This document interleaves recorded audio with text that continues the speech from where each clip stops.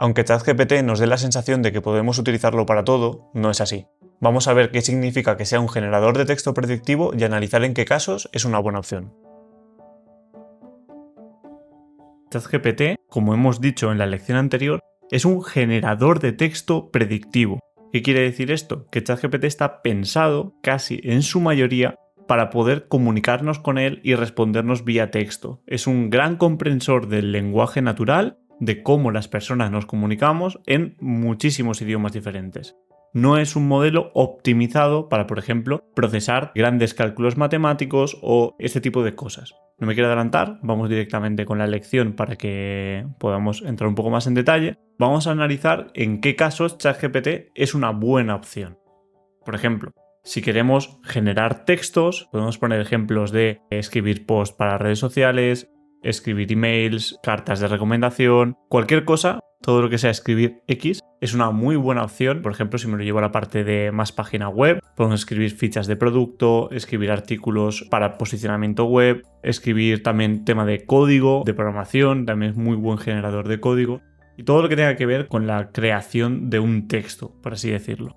También es muy bueno generando ideas, al final pues como tiene una base de datos enorme, es capaz de rebuscar en toda esa base de datos y generar, por ejemplo, nuevas ideas en base a toda esa información. Algo muy parecido a cómo funciona nuestro cerebro en este caso.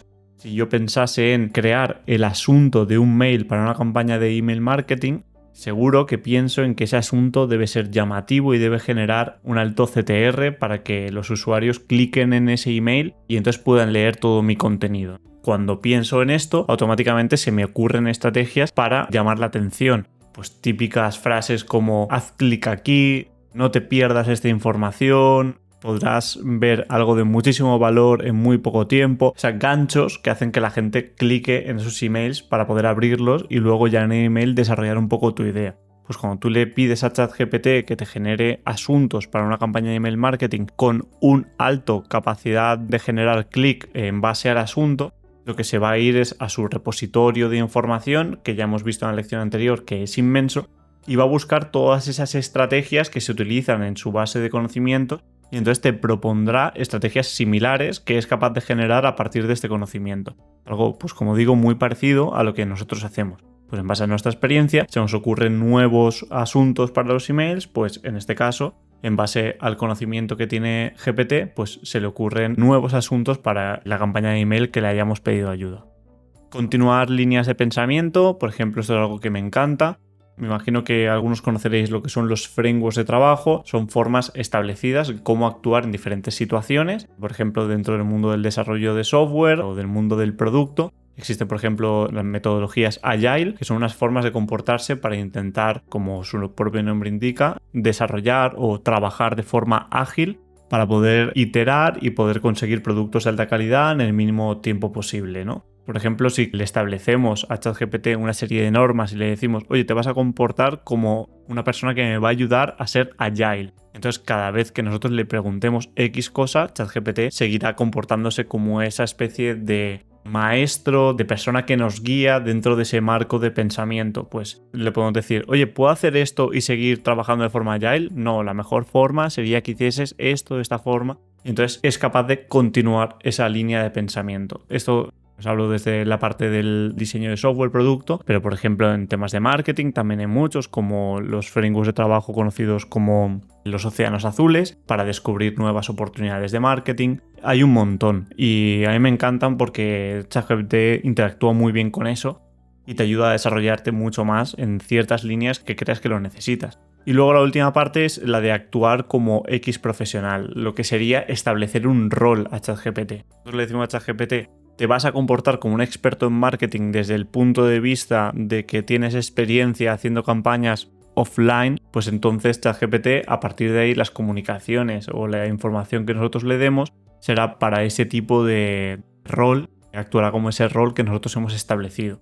Y es capaz de seguir ese rol de forma muy buena. Volvemos a lo mismo, como tiene muchos datos de entrenamiento, ha leído un montón de blogs, un montón de artículos de gente especializada en un montón de cosas. Entonces cuando nosotros le decimos te vas a comportar como un profesional del marketing offline, pues irá a su base de datos y entonces localizará toda la información que tiene sobre ese tipo de profesionales y entonces será capaz de imitar toda esa información que ha asimilado y poder generar información nueva, respuestas nuevas en base a todo eso. Entonces, bueno, es muy bueno comportándose como X profesionales, es muy bueno siguiendo roles. Y ahora vamos a entrar en las que ChatGPT o GPT es una mala opción.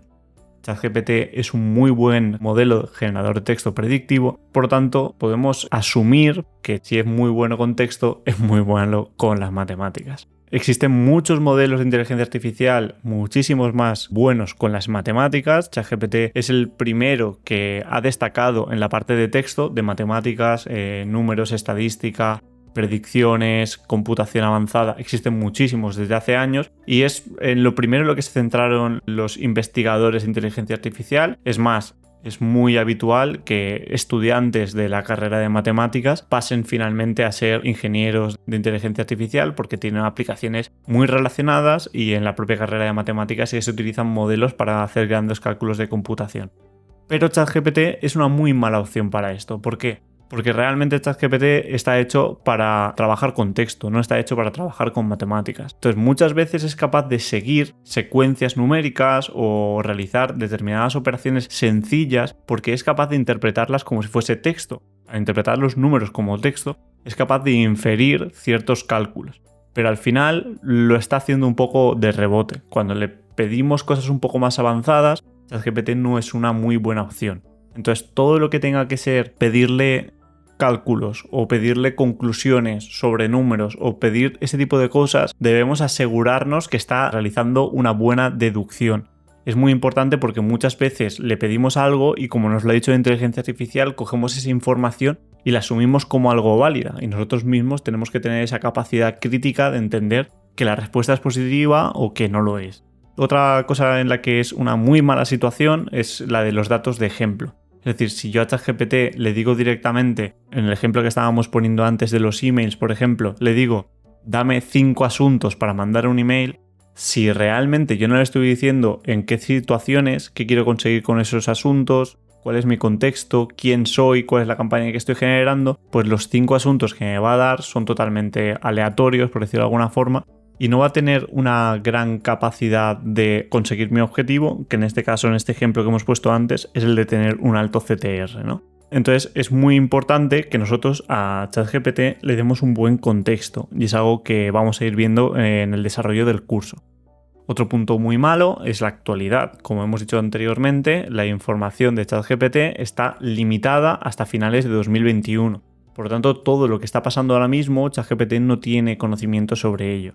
Sí que es cierto que aunque no lo hemos visto en la lección anterior, en la versión de pago existe una cosa que se llaman los plugins, que son pequeñas herramientas que desarrolladores independientes pueden acoplar a ChatGPT para utilizarlas. Hay algunas de esas herramientas que son navegadores web en tiempo real que hacen consultas en Google o en Bing en muchos casos. Pero realmente ChatGPT como tal no tiene esa información en su modelo. Entonces cuando nosotros directamente al chat le pedimos, por ejemplo, cuál es el tiempo que va a hacer mañana, el chat lo primero, lo lógico es que nos conteste que no nos puede responder a esa pregunta, pero muchas veces no va a ser capaz de responder a eso y nos va a dar un dato que es totalmente falso. Entonces nosotros tenemos que tener conocimiento sobre que al final el último dato que tiene ChatGPT es de finales de 2021 y todo lo que ha pasado en medio de todo eso no tiene esa información. Entonces todo lo que tenga que ver con la actualidad de finales de 2021 a la fecha en la que nos encontramos actualmente no tiene esa data, entonces puede caer en errores y confusiones. Y luego la última, la de preguntas sesgadas. Al final, cuando nosotros le preguntamos a ChatGPT y le hacemos caer en un error con la forma en la que nosotros nos comunicamos, puede seguir en esa línea de pensamiento y acabar derivando en respuestas totalmente ilógicas. Por ejemplo, cuando nosotros le preguntamos a ChatGPT, ¿es posible que llueva mañana? ChatGPT te va a responder que sí, que es posible que llueva mañana. Siempre es posible que llueva el día siguiente. Pero eso no significa que vaya a llover. Es decir, si existe un 0,001% de probabilidad, es posible, existen posibilidades. Entonces tenemos que intentar evitar hacer preguntas que nuestra propia pregunta haga que el modelo finalmente acabe dando una respuesta totalmente sesgada, como es el título de esta mala situación, ¿no? Entonces tenemos que hacer preguntas en las que el modelo sea capaz de razonar cuál es la respuesta. Es Es decir, si yo quiero, primero, que ya he comentado antes que quizás no es la mejor situación, pero si yo le pregunto qué tiempo va a hacer mañana, aparte de que el modelo no va a saber decírmelo porque no tiene esos datos de actualidad, pero si los tuviese y yo le preguntase eso, lo que tendríamos que hacer sería hacer una pregunta genérica y no preguntarle si existen posibilidades de que llueva, sino dime cuál va a ser el tiempo de mañana. Una cosa muy buena que sí que se puede hacer es, por ejemplo, si hablamos de casos meteorológicos, es me voy a Google, busco un listado de cuáles son el histórico de los últimos 30 años de las lluvias de, por ejemplo, septiembre, y entonces le paso al modelo esa información. Le pongo todos los meses y si ha llovido o no ha llovido, si ha llovido o no ha llovido. El modelo será capaz de entender esa información y decir, pues mira, al final existen estas posibilidades de que en septiembre llueva en base al histórico. Es un buen caso de uso. Se acerca un poco a un caso de uso matemático, pero al final, como es una consecución más o menos sencilla, ChatGPT es capaz de resolverlo de una forma satisfactoria en este caso. Pero no le pregunto si es posible que llueva porque nos va a decir que sí, porque al final siempre existen posibilidades. Ahora que ya lo tienes claro, en la siguiente lección vamos a empezar a interactuar con ChatGPT.